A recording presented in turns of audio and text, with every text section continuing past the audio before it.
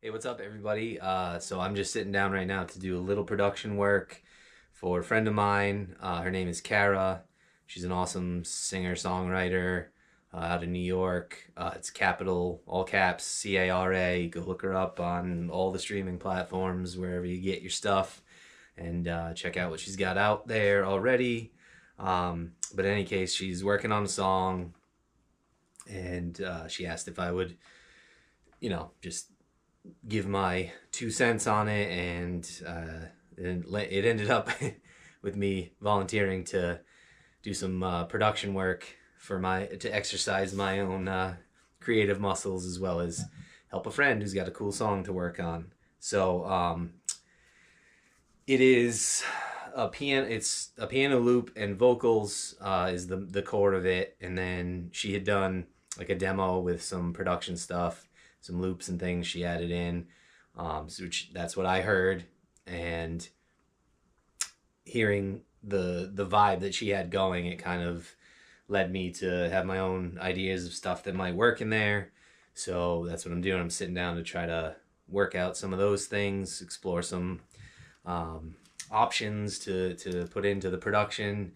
And so my basic philosophy sitting down to do stuff like this is I'm just going to come up with a bunch of ideas that fit.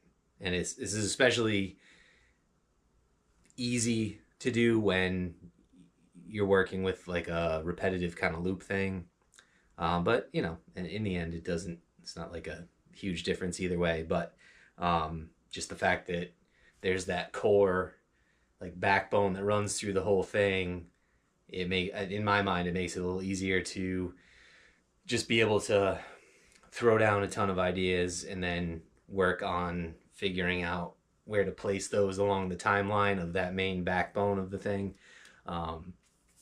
So in this case, I'm just working with the piano loop that she made, and my initial thought was to work on some of the low end stuff, and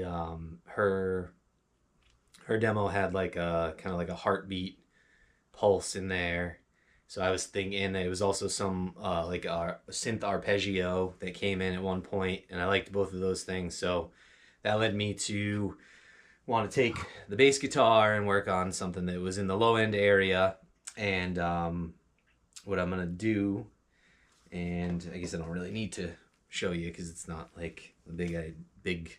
There's nothing fantastical happening here. I just got a couple pedals hooked up that I love to use. So I'm using 3 pedals. One of them is doing majority of the work here.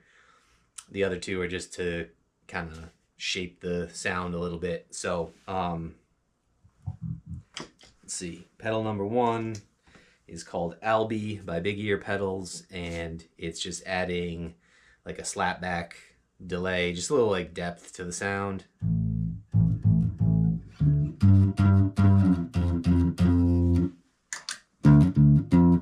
That's without it.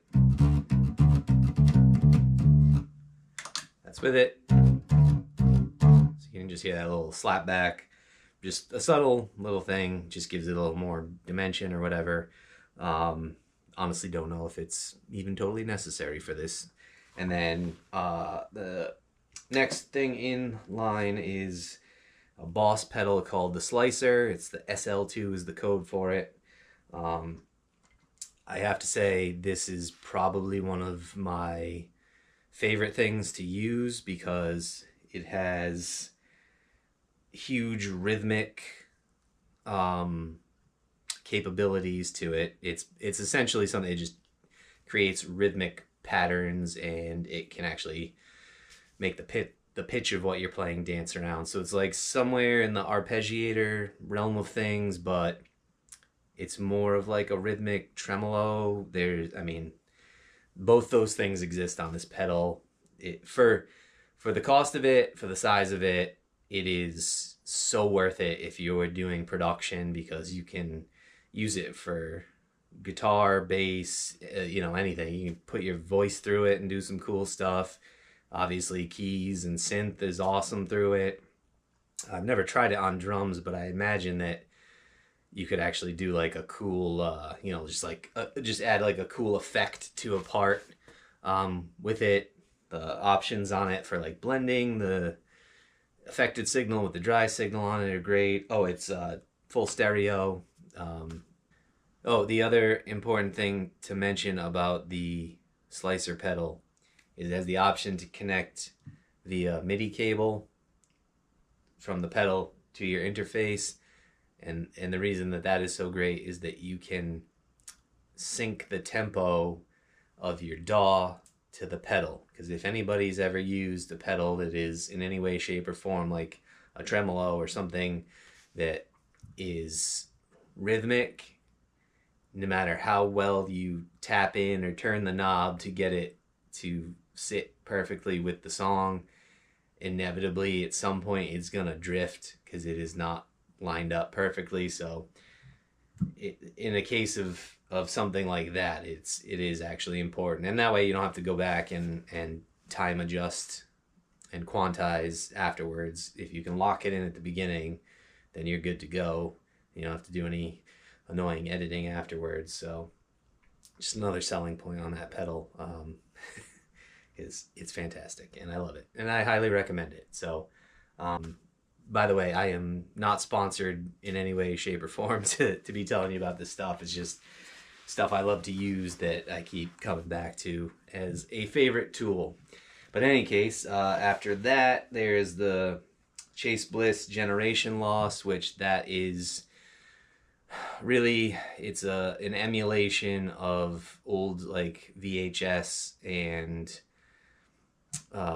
tape, videotape, like the low quality lo-fi sounds you get from that. So you can add in warble and the little, make it sound really old and super antique. You can add noise, you can add some distortion, but in this case I'm kind of just using it to smooth out and add some warmth to the sound, like to keep it from, I don't want it to be too crispy. I want it to just be like a smooth, warm, like a heartbeat pulse thing. That's kind of what I'm going for. So I've already got this set up with the way I liked it, and that sounds like this.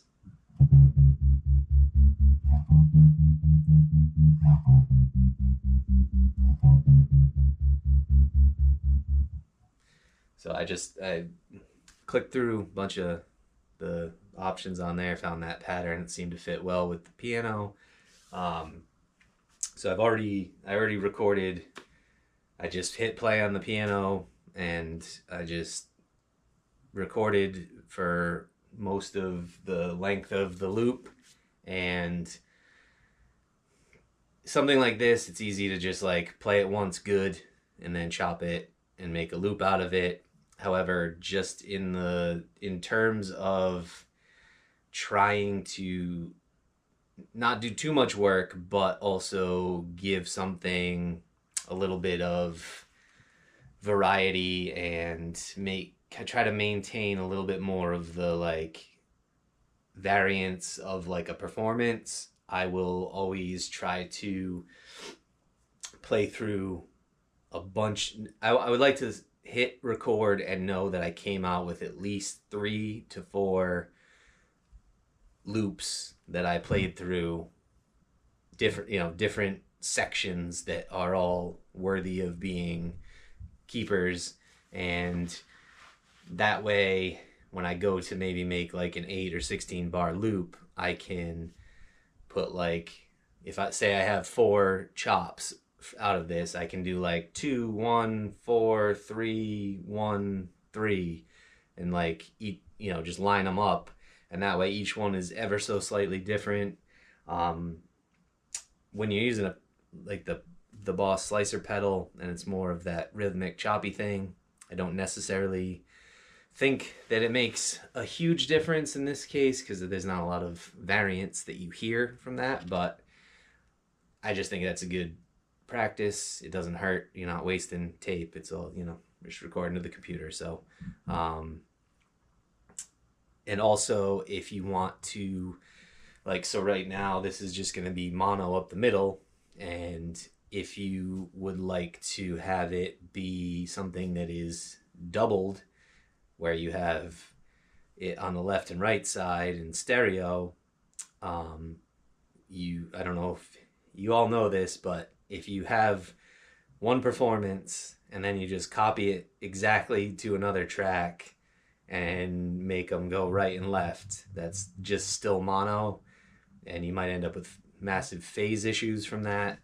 So doing it as I just stated, you can take like the first performance you did loop that you cut from your performance, and then you can take like the third or fourth one, and they should be different enough where you can, because it's not the exact same performance, you know, it's not a carbon copy, so you should be able to stack those left and right if you need to double it and put it out left and right, or double it and leave it up the middle.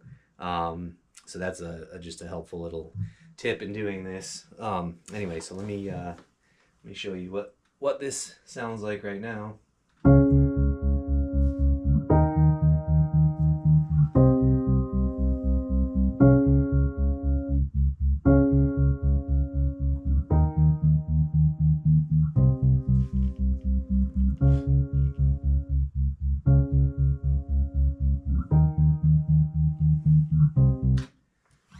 I think that's exactly what I was going for, so I'm gonna jump to doing something else now, because I think that is something that works and will probably end up being kept, and it's enough, like I said, it's enough of a performance to work with. So to me, that is a win. That is done. Move on to the next thing.